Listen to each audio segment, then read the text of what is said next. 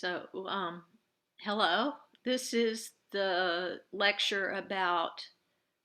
first lecture about the Renaissance. So there's going to be two lectures about the Renaissance. This one's going to be about the late medieval period and the early Renaissance, and then the next one's going to be about the High Renaissance. So there's two separate modules in the e-learn part of your course, one about the early Renaissance and the other one about the High Renaissance. So there's a lot of content in those modules that I urge you to look at. Okay, so now I'm going to share my screen and show you my PowerPoint.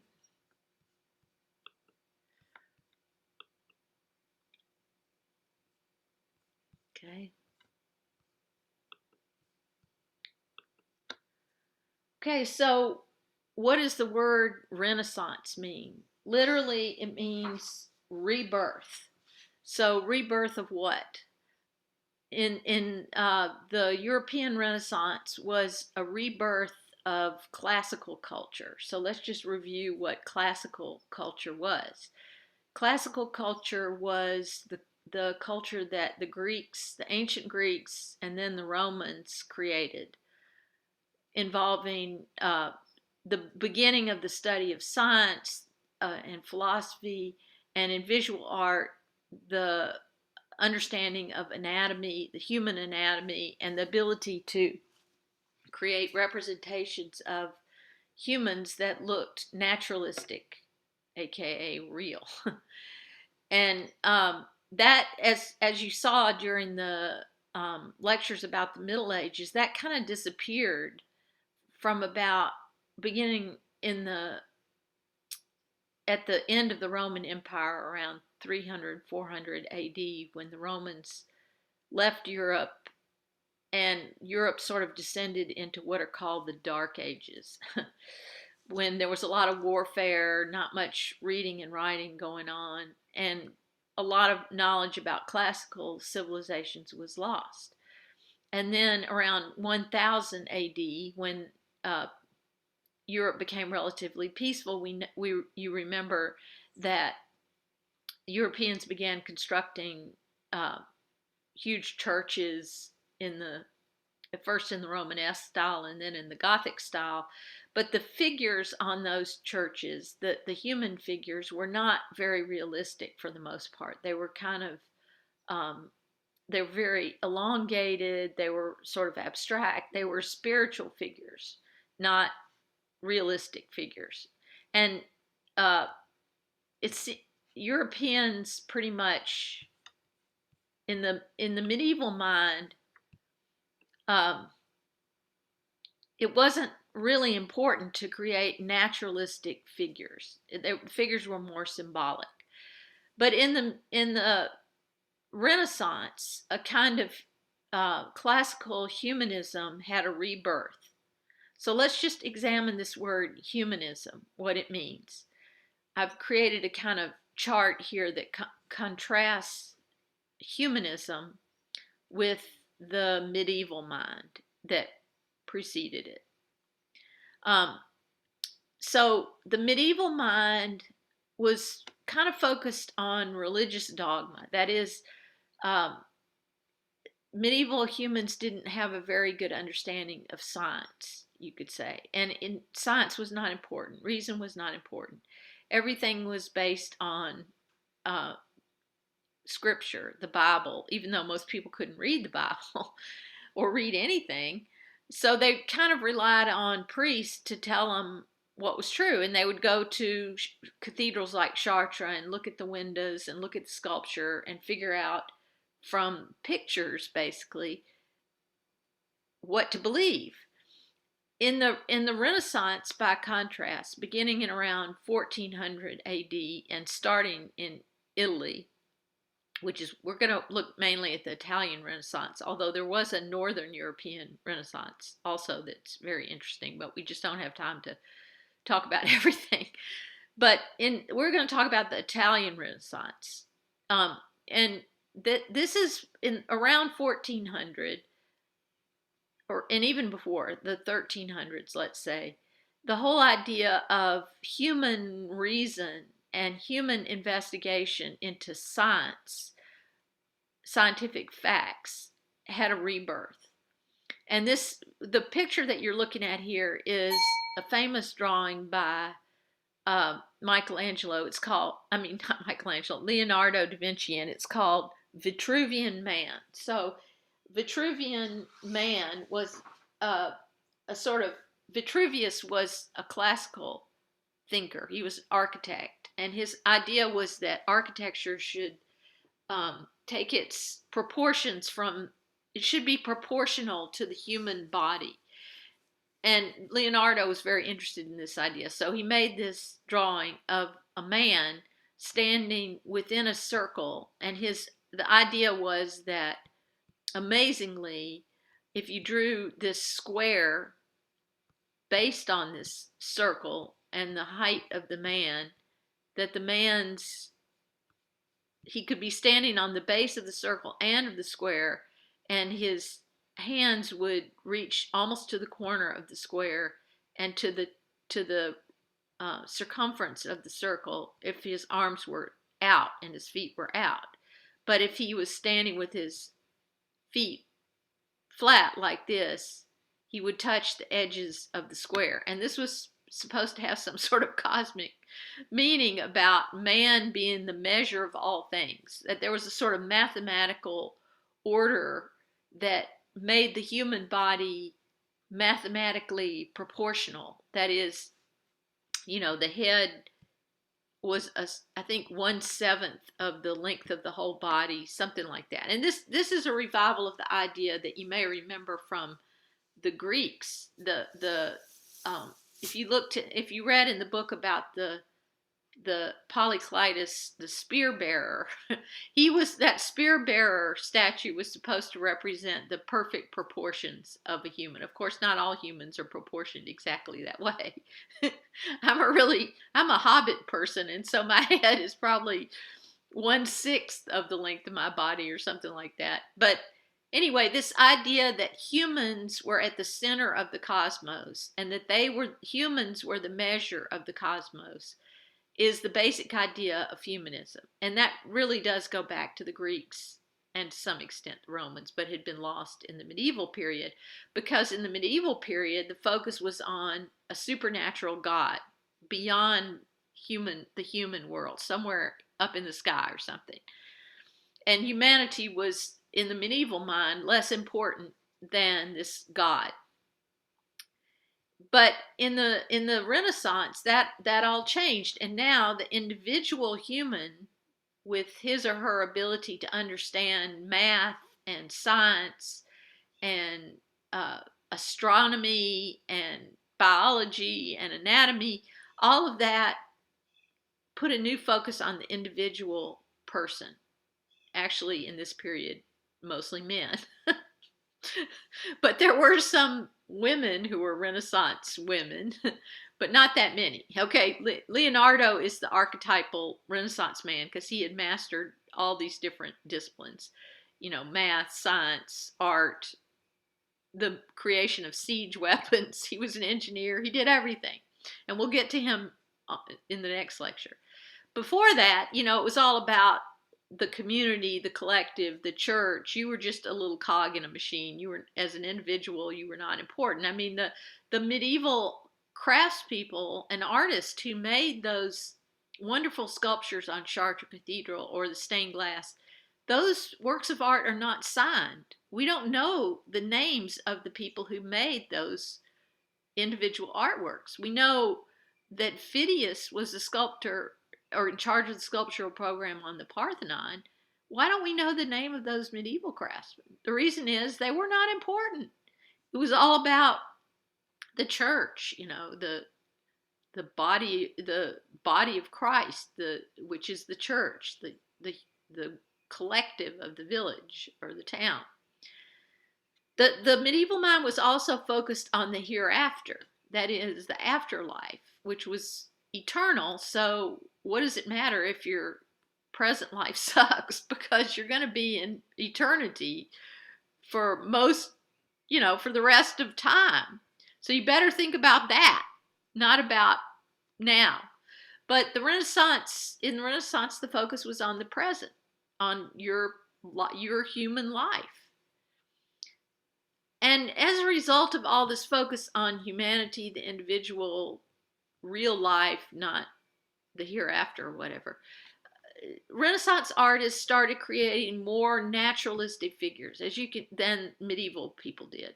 As you can see, Leonardo in this drawing had a command of human anatomy, and we'll look into that even further in the next lecture. He understood human anatomy perfectly, pretty much. Whereas medieval figures are largely symbolic.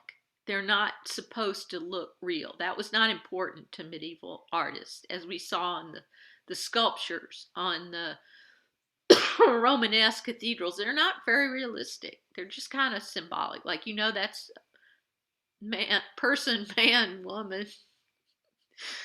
Not camera and TV, but person, man, woman. You sometimes you can't even tell if it's a man or a woman. It's just a sort of a lump that looks human. So those are symbolic figures, not naturalistic figures. Also, in painting and in stained glass in the medieval period, the figures are situated in a sort of heavenly space, not a real space. So we'll get into that right now. Okay. All right, so here's an example of a work of art that is based on the kind of medieval sense of a symbolic, not very realistic figure in a heavenly space, not a real space. This is not a painting, this is a mosaic. So what that means is little bits of stone are embedded in the plaster and gold to create this is in the apse of a church I think in Italy somewhere. And it's in the quote unquote Byzantine style. We're not really going to talk about Byzantine art, but it was something from Eastern Europe that had a big influence on some Italian churches like this one. So in this apse, there's a huge image of Jesus / God sort of conflated into this gigantic figure of a man, and then underneath smaller figures of angels, prophets, various other holy figures. But he's much, much bigger than they are, and that's what's called hieratic scale. So it means it's not a realistic scale. We saw this with the Egyptian frescoes, where the most important person is huge and the less important people are smaller. And that's not really true in real life, but in hieratic scale it is. And then he's situated not in a real space, but in a kind of heavenly background space made out of gold. So this is how you see it when you go in that church. And these things are beautiful. I mean, I'm not meaning to diss them in any way. I mean, I love this stuff. I love the gold. I love the glowing quality of the gold. I think when I was 18 and I went to Europe for the first time, I think we did see this. And it made a huge impression on me. Or something very much like this. Especially in Greece, there were a lot of these Byzantine style mosaics. Okay, but we did, last time we were talking about Gothic churches, we did talk about this window in Chartres Cathedral. It's a good example of all of those things. Hieratic scale, this is how you spell it. Don't confuse it with hierarchy scale, it's hieratic scale, where the Virgin Mary is much taller and bigger than these figures, less important figures around her of angels or saints. She's a very elongated figure. If she stood up, you get the feeling she'd be like 10 feet tall, right? You see the figures in medieval art, you mostly see them from frontally. You rarely see a profile these angels might be in 3/4 view, but the important people are always shown frontally like this. And it's not a real space. There's just this kind of beautiful red color behind her, and these censers that the angels are swinging with incense and a halo. Also, the baby is not a realistic baby. It looks like a little man. That's also pretty common in the medieval period. Okay, so now this is a painting from on a panel, on a wooden panel. It's an altarpiece from Italy. And it's, I don't know who the painter is. I think maybe it's not known who the painter is. This is from the late medieval period, early pre-Renaissance period. And you can see that in painting as well as in stained glass, the artist represented the Virgin Mary as a very elongated figure with long hands, a long thin face, and a little man on her knee. Not a very realistic baby. If you've ever really looked at a baby or held a baby, you know that their heads are huge compared to the rest of their body. So it doesn't have the proportion of a baby. And also the apparent attempt to represent the folds of her cloth dress and her robe are not also very realistic. These are just decorative. She's sitting on a kind of throne that looks like sort of like the Colosseum in Rome, and it's not very realistic either. This is not a real space. Again, it's a sort of devotional image. You go in a church. It's a huge painting, maybe 10 or 12 feet tall. And the purpose of it is not to make you think you're looking at a real person in a real space. It's to make you feel awe, in the presence of a holy figure. So you can imagine that in a dimly lit church with candles in front of this painting, it would have glowed in the dark, which made it seem even more kind of numinous and special. Okay, but now in 1280 AD in Italy, Cimabue, that's how you pronounce this artist's name, is making an altarpiece. Again, the classic subject matter, the Madonna, that is the Virgin Mary enthroned with angels and prophets. But he's making a kind of the first stabs at some sort of illusionism. So by illusionism, we mean the attempt to make a real person in a real space, sort of. But there's still this weird gold background that doesn't look like any real space you or I has ever been in. It's a heavenly space. It's not a house. It's not a landscape. And the angels in this painting are kind of stacked up, you could say, almost like, I don't even know how to say what it's like. They're not there. Are they treading water? How is it that they can all sort of float in the air like that without, well, their feet are not touching the ground, clearly. Hold on a minute. I just need to keep track of the time here. Okay. All right. So, yeah, so there's these angels kind of floating around this throne. And then there's these weird little old men underneath the throne. This has always kind of bothered me because it looks like they're trying to look up her dress or something. I guess that's not really what they're doing. These are Old Testament prophets. Okay. So as you may remember, the Bible is divided into two books, the Old Testament and the New Testament. And the Old Testament was written before Jesus was born, and the New Testament was written after Jesus was born. So in the Old Testament, we have the book of Genesis, the story of Noah, a bunch of prophets, books of various prophets, supposedly foretelling the birth of Jesus.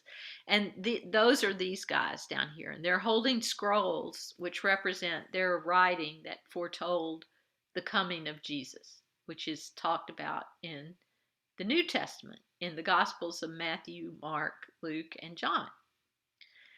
So they're there sort of because they foretold, hundreds or thousands of years before Jesus was born, that he was coming. And here's the Virgin Mary sort of showing you, yep, this is Jesus. But again, he looks like a little man, right? He doesn't look like a real baby. That there's a kind of effort on Cimabue's part to make it look like a real space. So when we studied 1-point linear perspective, you may recall that lines that recede into space to a vanishing point makes it seem like you're in a three-dimensional space. And Cimabue is kind of using that a little bit. But they don't all converge at the same vanishing point. So these lines converge at one vanishing point, and these lines converge at another vanishing point, because 1-point linear perspective, a systematic understanding of 1-point linear perspective, had not yet been invented or understood. That was discovered around 1400. And so in 1280, artists kind of had an inkling of that you could make things look more three-dimensional that way, but they didn't really know how to do it. In addition, you can see that Cimabue is kind of creating some volume in the Madonna's body by creating this a little bit of a shadow under her chin. That's a little bit of modeling or chiaroscuro that he's kind of experimenting with. The drapery looks a little more realistic than in this earlier painting, but not a whole lot more. This is still pretty medieval. It's not really a Renaissance painting. Okay, now here's where we start to see the first stirrings of the Renaissance project, artistic project of situating real-looking human bodies in real-looking spaces. That's the basic project of the Renaissance in visual art. And that goes with the whole broader project of humanism, that is, of situating humans at the center of the cosmos as opposed to God or something.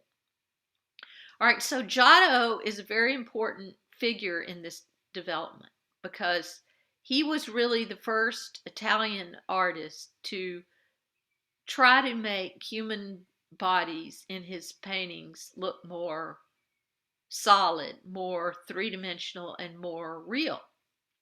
And again, he's taken the exact same subject matter that we've been talking about so far, the Madonna enthroned, and he's made a gigantic altarpiece, just like Cimabue, but there's some important differences.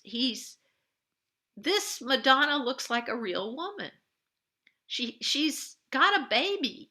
She's lactating, right? So she's probably got boobs. He's finally decided to draw that. He's even sort of drawn the way her tunic is kind of pulled to one side by the baby sitting on her lap, and the baby looks slightly more real. Maybe like a 9-month-old baby. Not quite as much like a little old man as the earlier babies.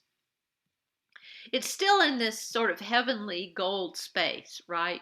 There's not a real landscape back here. But Giotto has thought about the problem of the angels. Now let's just look back for a minute at this. Cimabue just stacked them. He's like, I don't care how they're getting up there. It doesn't matter. I'm just going to stack them up. And they're all pretty much identical. In Giotto's painting, he really thought, okay, if there was really a woman sitting on a kind of throne surrounded by holy figures, let's say angels with halos, these circles behind their heads are halos, then how would that go down, as it were? So he finally had to realize that if people are standing in front of one another, the people in front their faces will kind of obscure the faces of the people behind them, especially if they've got these giant gold plates behind their heads. So this is sort of the beginning of the recognition of the problem of the halo, which is another kind of obsession of the early Renaissance. Like, nobody's ever actually seen a person with a halo, but it was a convention of um, late medieval painting to the Virgin Mary has to have a halo. She has one here. Jesus has to have a halo. The angels have to have a halo. But the halo, it covers up the faces of the people standing behind you, which is kind of a problem. And in the High Renaissance, Leonardo kind of solved this problem, but we'll get to that in the next lecture. Okay, another thing. Now there's a great video in the content, in your content, about this altarpiece that you should really look at. And I love that video because it points out that what this painting does that some of the previous paintings really didn't do on this topic is that the throne itself that the Virgin Mary is sitting on is much more carefully thought out. That is, let's just flip back and forth for a minute. There's this throne, and then there's this throne. Okay, this throne seems much more real in terms of how the perspective works. Again, linear perspective has not yet been invented. So Giotto doesn't really know how to do the math, you could say.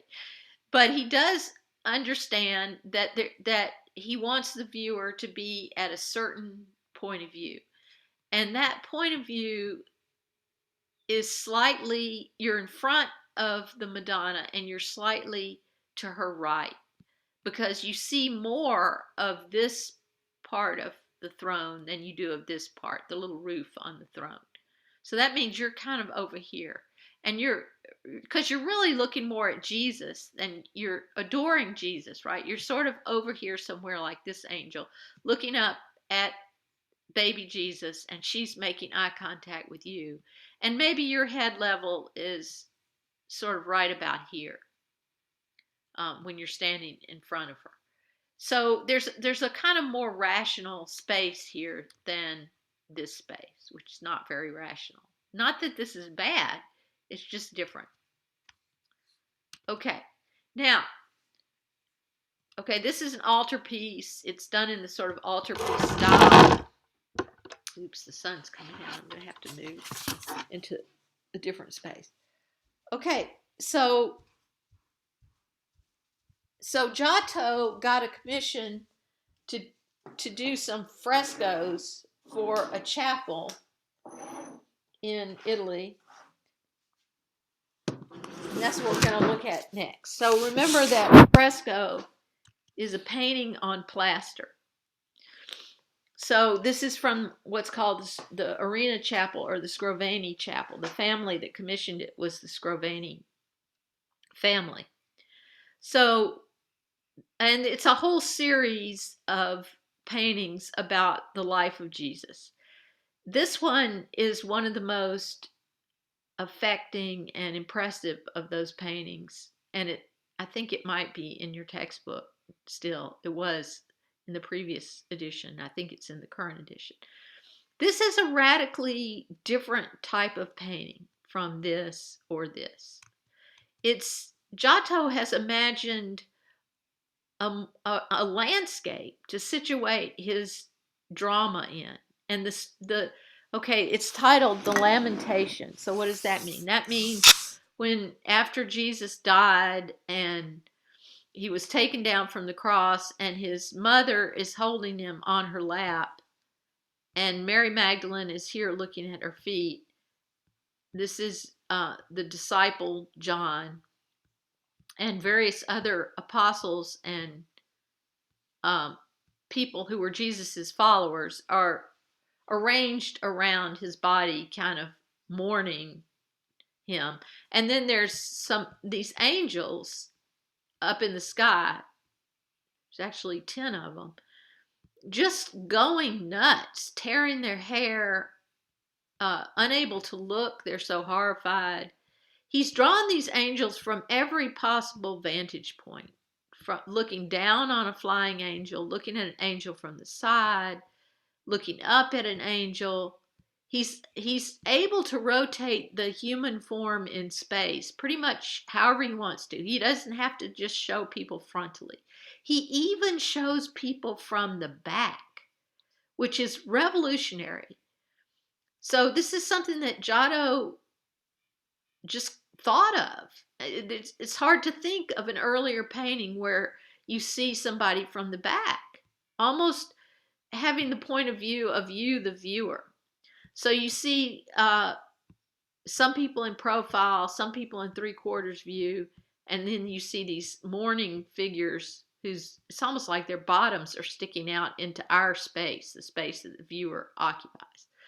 And then there's this landscape. It's not a very elaborate landscape. It's a kind of vestigial landscape, you could say. There's a hill or a wall maybe that brings your eye down to the focal point, which is Jesus's head and Mary's head.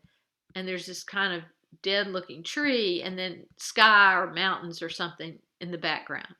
So the one reason to watch the video is that the video allows you to zoom in on the faces of the people. And that's really important to see the emotional expressions on the faces of the people and angels. That's another thing you don't see in medieval art. You don't see a lot of pathos or feeling. You just see a sort of serenity, a sort of otherworldly serenity.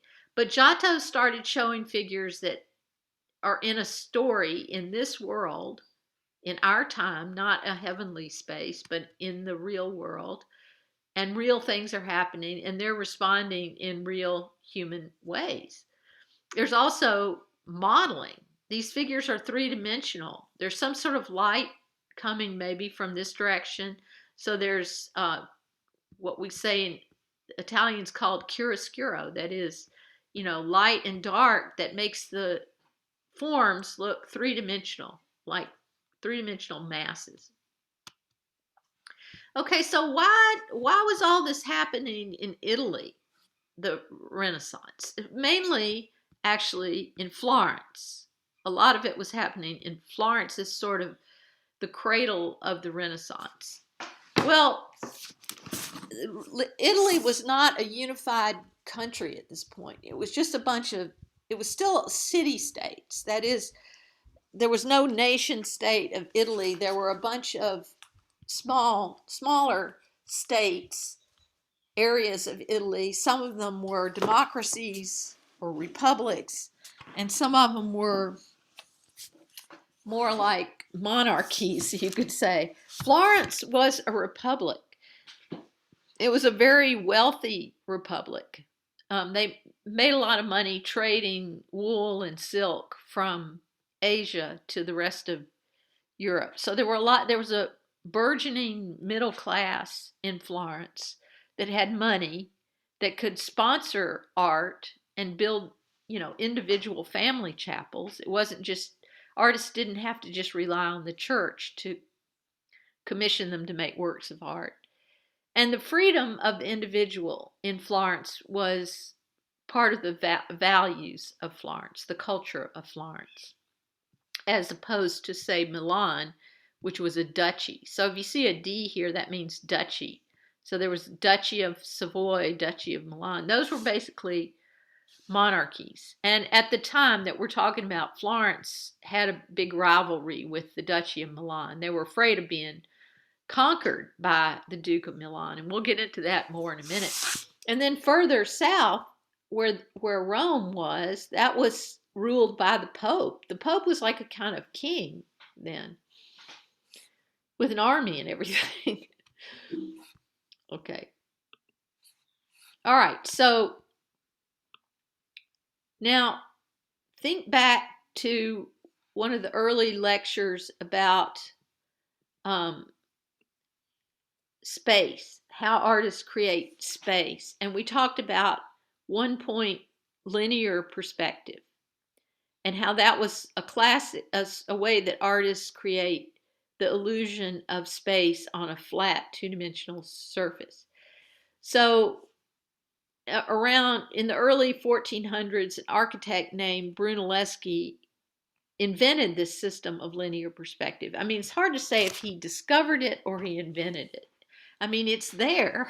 It was always there, but it sort of took Brunelleschi's genius to systematize it and explain how artists could use it so that they could. And Masaccio was one of the first artists to really put this understanding of linear perspective into practice with this painting called the Holy Trinity. Okay, so again, there were a lot of middle class, wealthy people in Florence. And what they sometimes did was they would commission a chapel. So in a church, see where can I put this? I'll put it up here. So what this family did though was they commissioned Masaccio to make the illusion of a chapel. So this is a fresco. It's a painting on a wall that looks like a chapel. And it represents God the Father, God the Son, and the Holy Ghost, which is this little white bird here. And then you have the Virgin Mary here and John the Baptist here. And then these are the people who paid for the painting. This is the man and this is the woman. They're the sort of sponsors of this fresco painting. So it's an amazing tour de force in terms of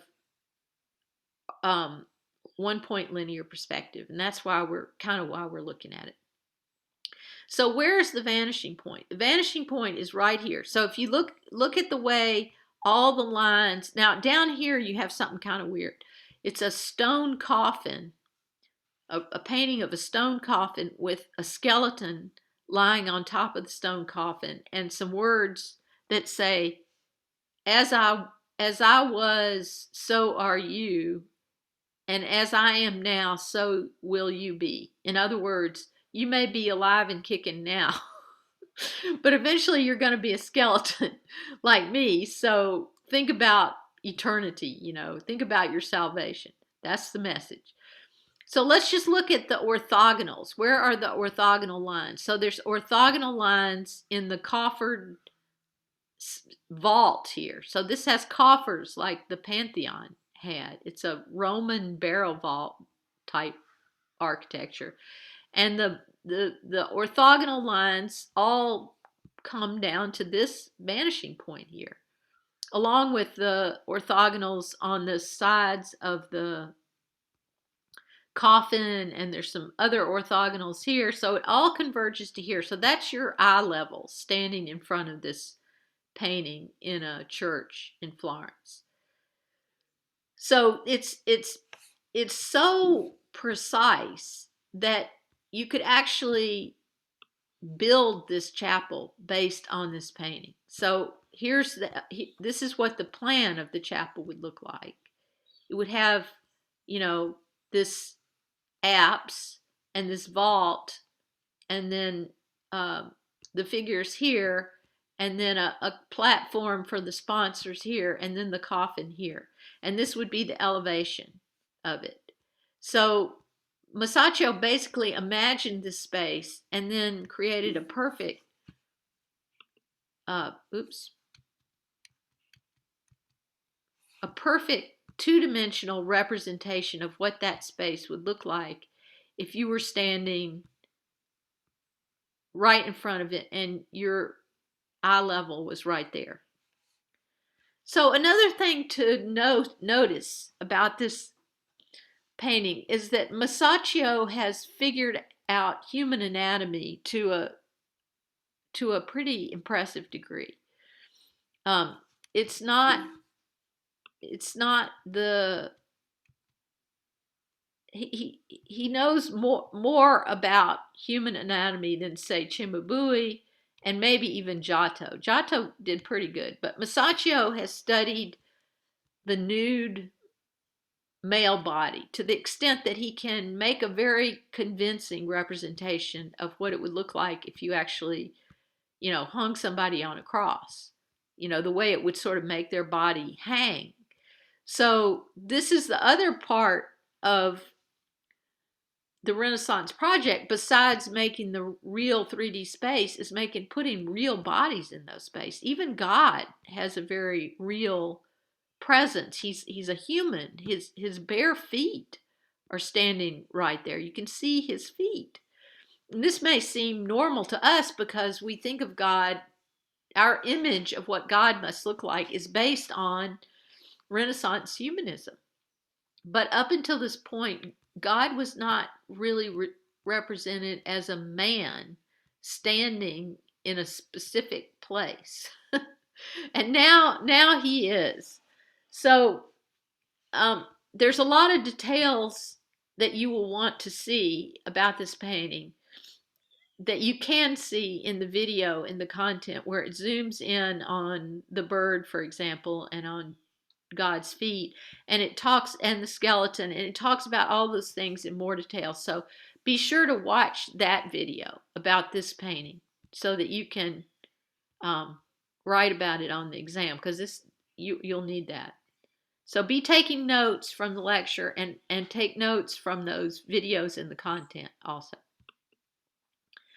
Okay, so, all right, so this is another work of art from around the same period in Florence. And if you think back in the course, it may remind you of something. It may remind you of the nude Greek sculptures that we saw when we were studying the ancient Greeks. But this is not ancient Greece. This is a Christian culture in Florence. And Donatello has revived, it's a rebirth of the classical male nude, which had disappeared pretty much for about more than 1,000 years, really, around 1,000 years. So, there were sculptures of men at Chartres, but they weren't nude. So Donatello has revived the classical male nude. This is the first freestanding sculpture of the male nude since antiquity, since the Greeks and Romans. And here we see the sort of interest in the human body that's part of this Renaissance humanism. The human body is important. The human body is beautiful, according to Renaissance humanism. Okay, so what is this supposed to be? This is, well, it says, the title of it is David. So just to remind you of your Bible stories, this is an Old Testament story, and David was one of the Israelites, and they had an enemy, the Philistines, and Goliath was this giant that was a huge soldier that the Philistines had, and everybody was terrified of Goliath. And David went out pretty much on his own and threw a rock at Goliath and hit him in the right place, and Goliath died. And then David cut his head off with a sword. And David was just sort of a teenager when he did this. And then he became a king of the Israelites. And there's a lot more stories about David in the Old Testament. But here what you see is David basically buck naked with a little flowery hat on, and he's holding Goliath's sword, with which he has cut off Goliath's head. And Goliath's head is under his feet here. And a little bit of Goliath's mustache is sort of curling over David's toes there in a sort of disturbing way. David has a little bit of armor on. He has these sort of shin guards that were called greaves, and he's wearing a kind of sandal. But other than that, he doesn't have anything. He's got his rock, and as you probably know, he threw that rock at Goliath with a slingshot that he used because he was a shepherd. It was part of how he kept his flock in line. I guess he didn't have a border collie like I do. So he had to use rocks. So there's a lot, and you're probably noticing that he has a very small package, and that's part of the whole classicism thing, right? The Greeks did it that way too. In fact, he looks like a girl. And that's the thing that a lot of people notice about this sculpture, is that David looks very feminine in this picture, and in this sculpture, and that in art we call that androgyny. So he looks, andro means male, gyne means female, like going to the gynecologist.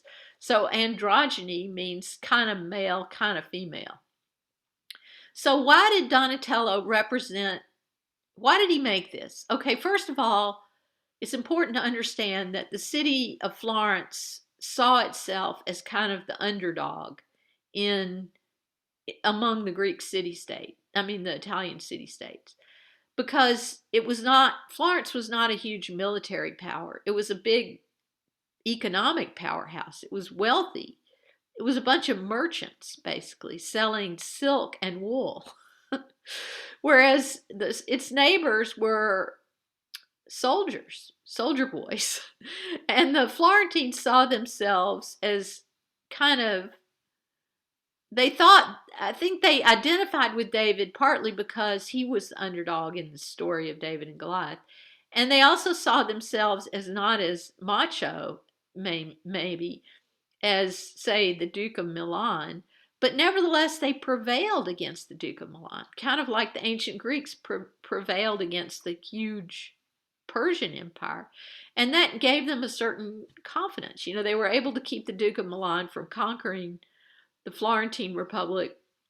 And so this is kind of about that, in the same way that the sculptures on the Parthenon are kind of about Athens and the Greek city-states winning against overwhelming odds against the Persians.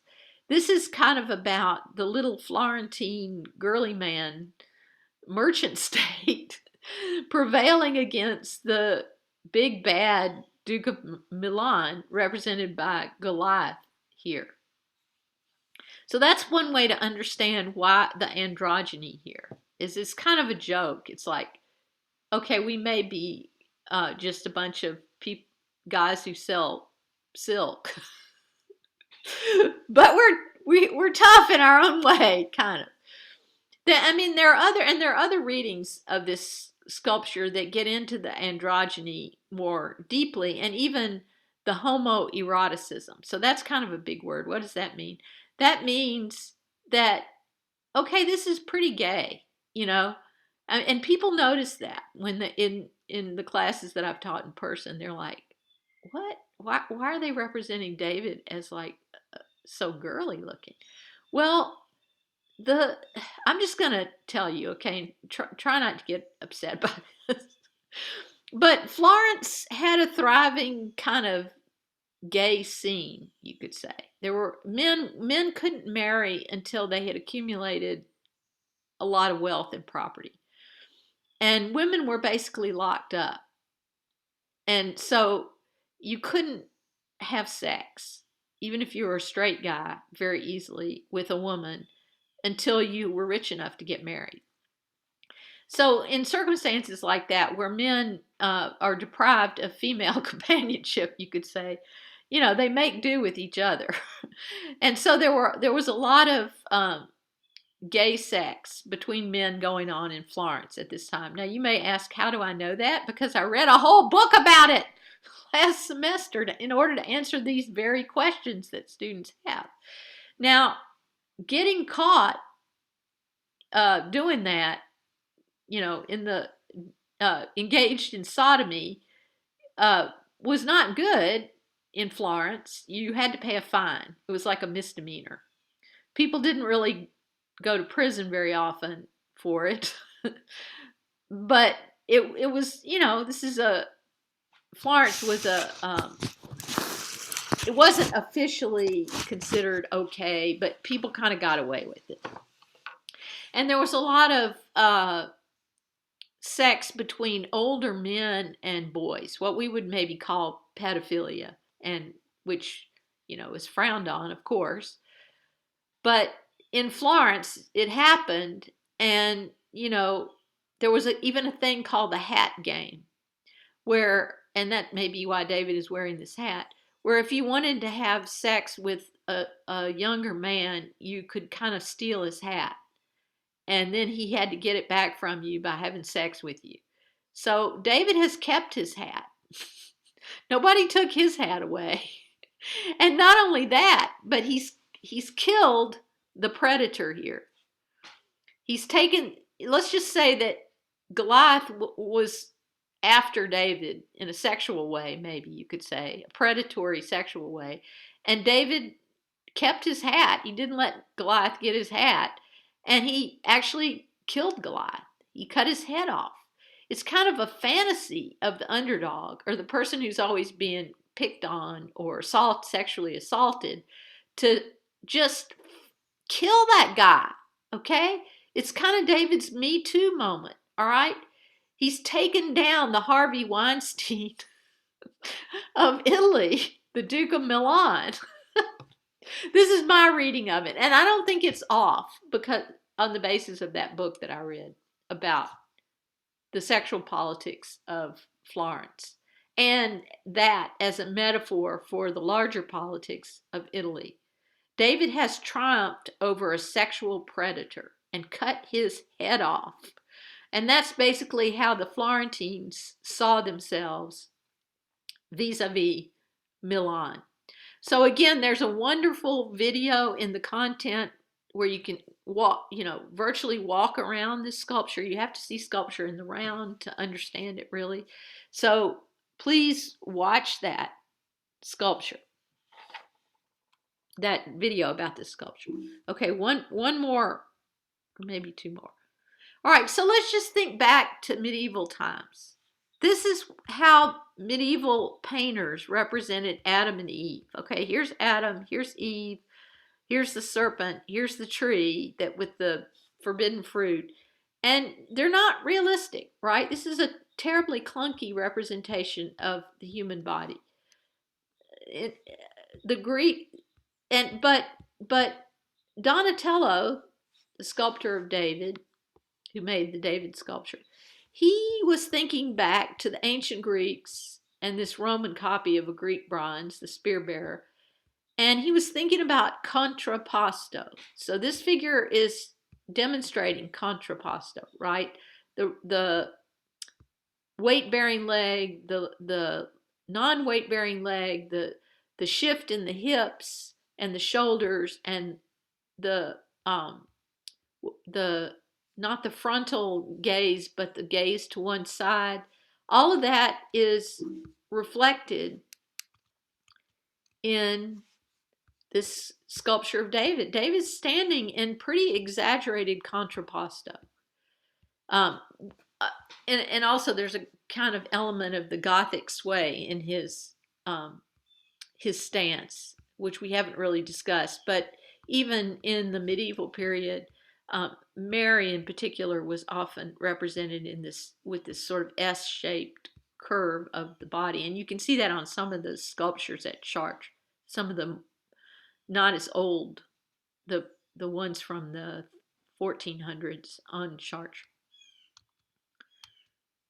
So yeah, so this is a good example of the way in which the Italian Renaissance revived classical understanding of the human body and the way it worked.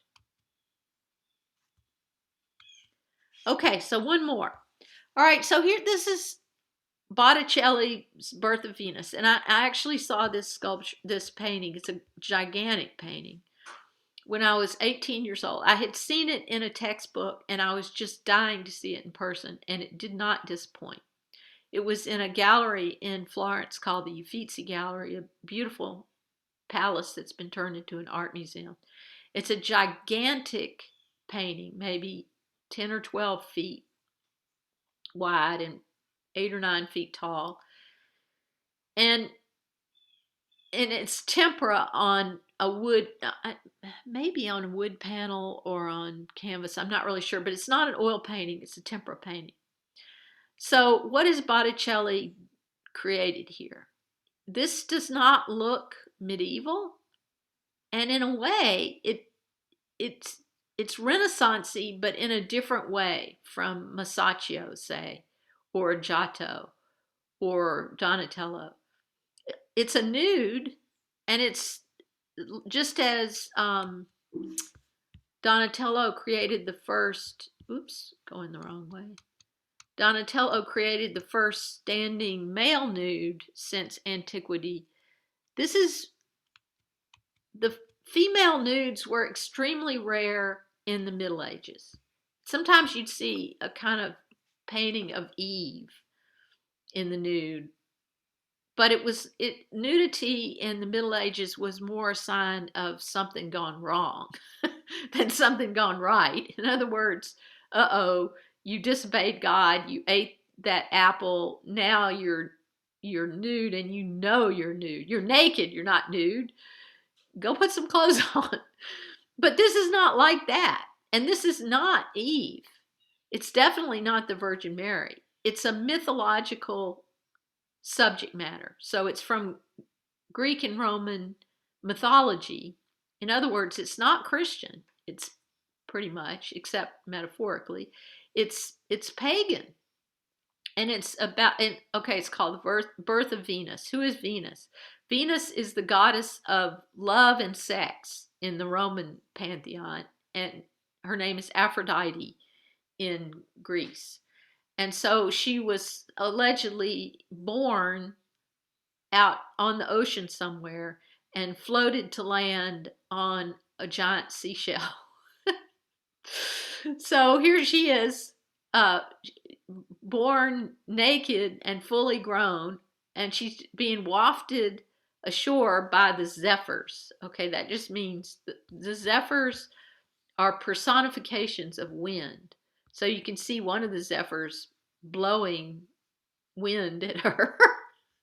And it's blowing her hair around in a really beautiful way, and it's blowing her to shore. But fortunately, another nymph or sort of semi-goddess is there with a kind of cloak to cover her up and keep her warm as soon as she lands.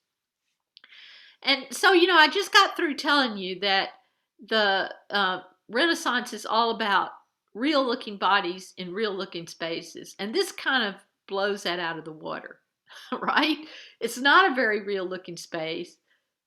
And she's not she's real looking on one level, but on another level, not so much. So let's just sort of unpack it. First of all, her friend here is not really standing on the ground. She's sort of floating in the air, it looks like. And Venus herself, she has this absurdly long neck, and she's more like her posture is not so much contrapposto as it is, just ignore my phone, please, as it is the Gothic sway. It's almost like, and I hate to say this, it sounds a little sacrilegious, but it's almost like somebody took a statue of the Virgin Mary from the medieval period and kind of undressed her. That's what it looks like to me. It's a type of exaggerated contrapposto with the weight on one leg and not on the other leg. And what about her shoulders? This is just strange. Nobody's collarbones look like that. But it's not supposed to be real. It's supposed to be ideally beautiful, and it is. I mean, when you see this in person, you just can't believe how beautiful the whole thing is. And there's many other reasons that I really love this painting. I love her face, and I love it that she's kind of making a little bikini out of her hair. Like, oh, you caught me undressed. Well, no problem. I'll just kind of use my incredibly long hair to kind of cover up a little bit. I mean, it's sort of like this weird modesty that doesn't really work, because you can pretty much see everything. But so what was Botticelli thinking here? Why would you make this?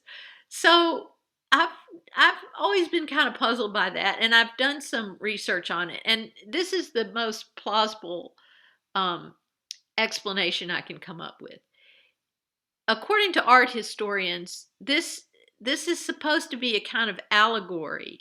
So what's an allegory? An allegory is a story with a deeper meaning. That is, it's not what it seems. It seems to be about a naked goddess on a seashell being blown ashore and then covered up with a robe. But what it's really about is it's part of this Neoplatonism. Okay, so Plato was a philosopher of the ancient Greeks, and the and Neoplatonism is a kind of Christianized form of Plato's thought. So Plato thought that everything on earth was sort of like a reflection of everything in heaven, if there was a sort of Greek heaven. And so Christians liked that. They thought that kind of fit their own notion of earthly life versus heavenly life. In other words, that if something was ideally beautiful and you on earth, then it was a kind of mirror of the divine. So that's a very classical idea that the ancient Greeks had also. And in the Renaissance, that idea was kind of revived, that perfect earthly beauty was a symbol of divine perfection or of God. So, yes, this may be a painting of a pagan goddess of love and sex, but what it's really about, really, is, divine love or something like that, and divine beauty and the order of the universe and God's perfection and all of that. But undercutting that is the fact that this painting was commissioned for a boy's bedroom. So a wealthy aristocrat in Florence asked Botticelli to make this series of paintings, and there's others in the series. And they were a gift to a teenage boy, and they were for his room. So it's hard not to think of this as a kind of erotica, if not porn, but a one that was sort of cloaked, almost literally, here's a cloak, in the ideology of Christian Neoplatonism. So you can buy that explanation or not. Either way, it's an incredibly beautiful painting, and I hope you get to see it in person someday yourself, because it'll knock your socks off. Okay, so that's pretty much it for today. Next time it's going to be about, let's stop my share. Okay, so again, watch the videos in the content. It's really important. If you want to do well on the final exam, you need the information in the videos and in the lectures and in the text. So instead of waiting for me to drop the exam and then doing a bunch of research to write your essay, don't do it that way. Just take notes during these lectures. Take notes when you're watching the videos online. Take notes from your text. Make sure your notes are organized. And then when you have to write the exam, it'll all be there. You won't have to scurry around, look at Wikipedia, try not to plagiarize. Just use your own notes and you'll do great. That's the secret for doing well in this course, is taking good notes from the lectures and from the videos, and maybe the text if you want to. So, it's easy. If you want to, you can start and stop any of the videos. It's easier than in a live lecture. Like if you're watching this today at home, you can stop. You can push the pause button and write something down and then push start again. Yeah, it takes some time, but you should be spending time on this course. If you didn't do well on the midterm, it's probably because you just plain aren't spending enough time on this course. As I said before, this course takes about 6 hours a week. And that may seem outrageous to you, but that's just what college is. So just suck it up and do it. All right. So that's the end of this lecture. Bye.